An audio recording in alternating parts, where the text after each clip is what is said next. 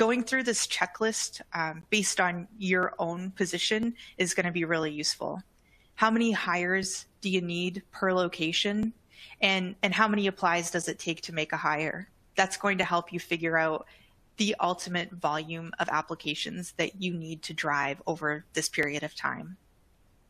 Then, what's your CPA?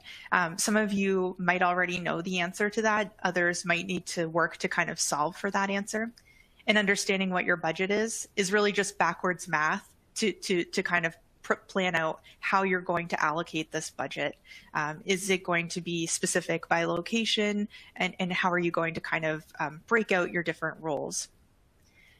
Next is the timeline. That's going to tell you how long you have to actually accomplish this task. So first, understanding how long does it take a candidate to move from the time they apply to your job to the time you hire them is going to factor into this period of time and how quickly or soon you need to start ramping up for this. So, some people, it might take 2 weeks to move through that process.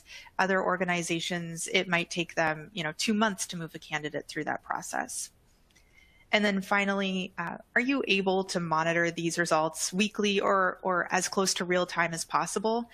Being able to be agile and flexible in the moment and pivot when, you start to see that a location is unexpectedly struggling or one is unexpectedly doing really well allows you to kind of reallocate your funds and spend it where you really need to.